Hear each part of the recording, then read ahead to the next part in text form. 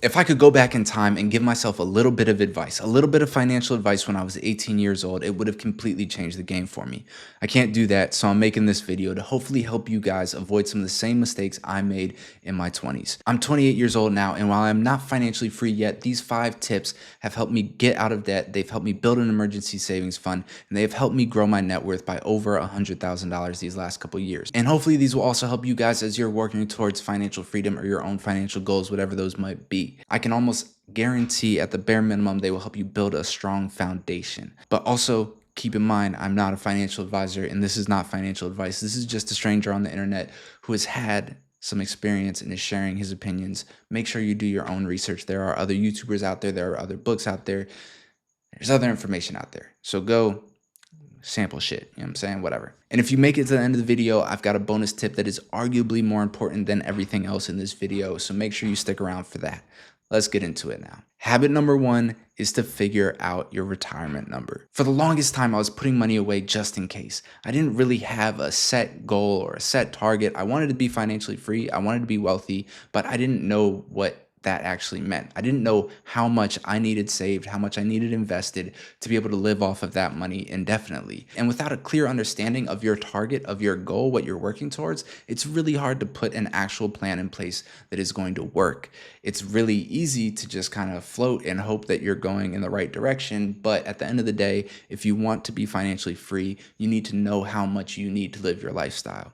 The easiest way to do this is like a quick and simple version. You could go through and calculate every single expense that you have and figure out exactly how much you would need to spend in retirement. But that's a bit much for this video. Maybe we can go more in depth on another video if you want to know exactly how to calculate your retirement number. But the quick and easy version is to take your current salary and multiply it by 25.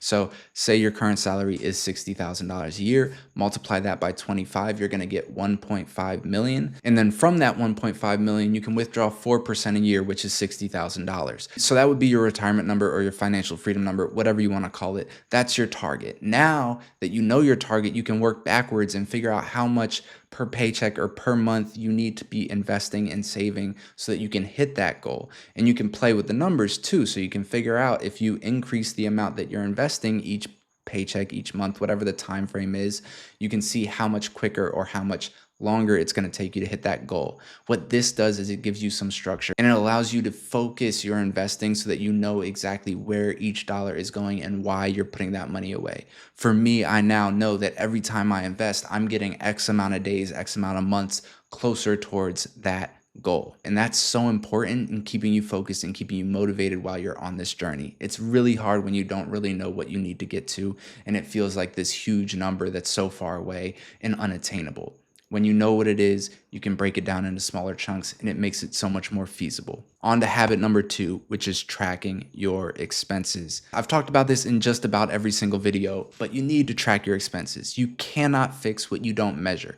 And so going into your finances every single month, at the end of the month or at the beginning of the month, and looking at what you spent in the past month, and I'm not just talking about the big transactions like rent or groceries, I'm talking about every little purchase you make, every Amazon order, every coffee, every Target purchase, whatever it is you spend your money on, every single purchase needs to be tracked, because if you don't know exactly where your money's going, it's going to be impossible to set a realistic and sustainable plan towards growing towards financial freedom. It's going to be impossible because you're going to set expectations for yourself that just are unrealistic based on your current spending habit. We need to work within our actual reality. And that's hard to come to terms with sometimes because you probably spend way more money than you think you do in certain areas. I started doing this 3 years ago and I figured out that I spend way more than I thought I did on dining out.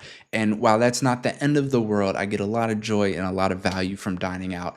I wanted to cut back. And so knowing exactly how much, and there were also areas where I spent way less that I wish I was spending more, and areas that I knew that I could shave a little bit off of so that I could invest and save more without it feeling like a drastic change in my life. And that's the goal here. You want to be able to look at exactly where you spend your money and figure out ways that you can cut back in areas that are not going to feel really restrictive. Because getting good spending habits in place is similar to getting a healthy diet in place. If you go from being on no diet to being on a really strict diet, it's going to feel impossible. And inevitably, maybe you make it for a couple weeks, you're going to fall back into your old ways. So the goal here is to make realistic changes to our finances that are sustainable for the long term so that you don't fall back into your old ways of spending too much in certain areas. That's why tracking your spending is so important. You have to know where your money's going to be able to make decisions about where you want it to go.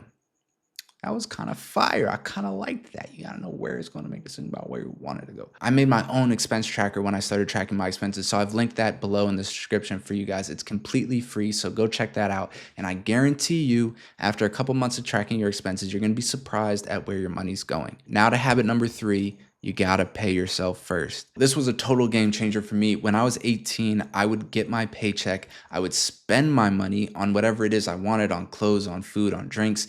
Then I would make sure that I had my bills paid. And then if there was any money left over, I would save it or I would invest it.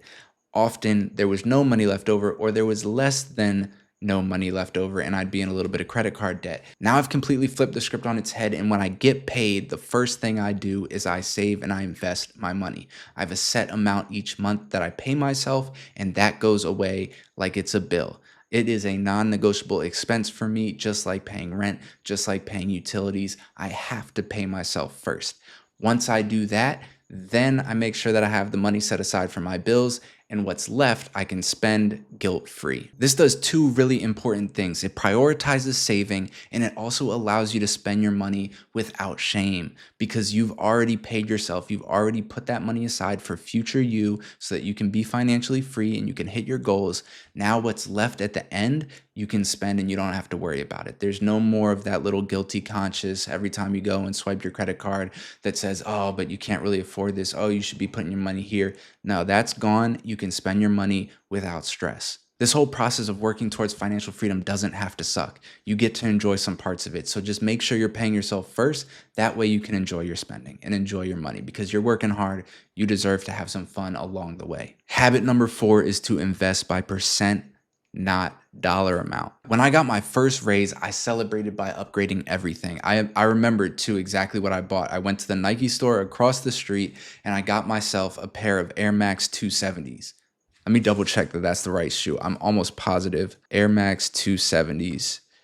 270. Yep. Yeah, the all-white Air Max 270s. That was the first thing I did with my money, but I upgraded everything. I went out to eat more. I bought more clothes. I traveled more. I just spent more money because I was making more money and it felt good to have it. The problem is at the end of the month, I would be just as broke as I was before because I had spent all the excess money. I wasn't saving anything extra, and that's called lifestyle creep. This is a huge problem that just about all of us face at some point in our lives. It comes in waves too. You make more money, you spend a little bit more, you cut back, then you make more money, you spend a little bit more, then you cut back again. It's a cycle that we all kind of go through to some extent. I'm going through it right now. I'm cutting back a little bit because this year I spent a bit too, or last year I spent a bit too much on DoorDash. That was my guilty pleasure last year. It is what it is. We just learn and we move on. But the best way I've found to combat this is to invest by percent, not by dollar amount. What I mean by this, when I was young, I would invest a set dollar amount each month. So I would tell myself, I'm going to invest $100 this month because that feels reasonable. And then I would make more money and I'd still invest $100 because that was my set goal. The problem is my investing technically goes down proportionate to the amount of income I'm making as I'm making more. So by investing by percentage, like right now I'm investing 25%. I recommend investing 25% or working towards that. That's a whole nother video, actually my last video, you can check that one out. But the point is by investing by percentage, your investment grows proportionate. What you pay yourself grows proportionate to the income that you're making. And your spending also increases proportionally. So it's not all sacrifice. Again, I want to harp on that. This doesn't have to all suck. We can have some fun along the way. So you do get to increase your lifestyle. You just have to proportionately increase the amount you're paying yourself. And so that's why investing by percentage is a lot easier than picking or setting a dollar amount that you're going to invest each month, because you're going to have to go in and recalculate that every single time that you make more money. And inevitably, if you're like me, you're not going to recalculate that right away. You're going to enjoy the money a little while. Then you're going to figure out like, oh shit, I'm spending too much. I need to go back in and figure out what's going wrong. We just want to avoid that as much as possible. So invest by percent, not by dollar amount. This is the last tip before the bonus.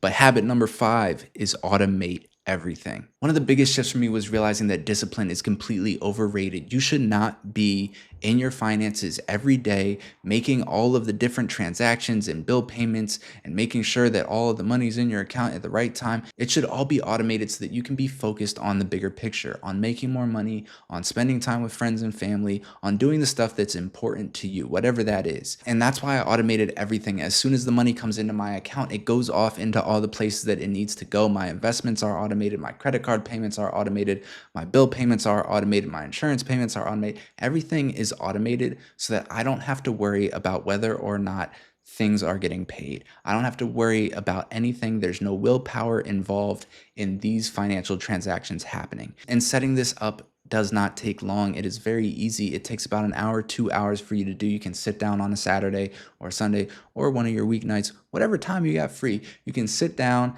and go into all your accounts and get everything set up so that things happen automatically. I'm not going to get too much in detail in this video on how to do that, but I've actually made another video on that, so you can check that out. It's going to be linked below in the description. As promised, I've got a bonus tip for you guys. Thank you so much if you have stuck around to this point in the video. I genuinely appreciate all you guys who watch these videos through to the end. I'm a new YouTuber. I'm still figuring out how to shoot. I'm still figuring out how to storytell. I'm figuring out how to edit. All of this is new territory for me. So I know I've got a lot of work to do to improve, but the one thing I can promise you guys is that every video I'm working to get better and produce better content for you guys that is providing more value. So please, I hate to ask, but if you can subscribe, like this video, comment, it is a free way for you to help me out tremendously. So if you get any value from this, I really appreciate it if you could do that for me. Anyway, I don't know why I got this basketball, but I love it, man. Anyway, on to the bonus tip, which is to invest in your financial education. This one's kind of a cheap tip, but it is the most important tip that I could possibly think of. Like, without taking the time to be on YouTube learning, without taking the time to read books about personal finance, about investing, I would not be where I'm at today. I would not have built this foundation for myself financially if I hadn't taken the time to go and invest in financial education. And when I say invest, I mean investing money in books and courses, but I also just mean investing time and energy because it takes time. I'm still learning every day. When I'm making these videos, I'm going and I'm doing more research and I'm continuing to learn as I go. Learning doesn't stop. So as much as possible, you're already doing it by watching a video like this, but go watch other YouTubers, go read books. I really like YouTube is great and it sparks a lot of motivation and it sparks curiosity. But at the end of the day, you're going to get a lot more value out of going and reading books. I'll link some below that I really like in the description. But when you think about it, I'm making this YouTube video. It's probably going to be about 10, 15 minutes. I've put maybe 10 hours into this video between scripting and shooting it and editing it. That's 10 hours of my time that you're getting in 10 minutes. If you go and read a book, you are getting years of someone's experience condensed into several hours of reading. That's going to be a much greater exchange of value for your time. So I highly recommend reading books. I know it's boring. I know it takes time, but it is going to be so helpful on your path to financial freedom. I cannot stress that enough. All right, guys, I think that's enough of me talking for the day.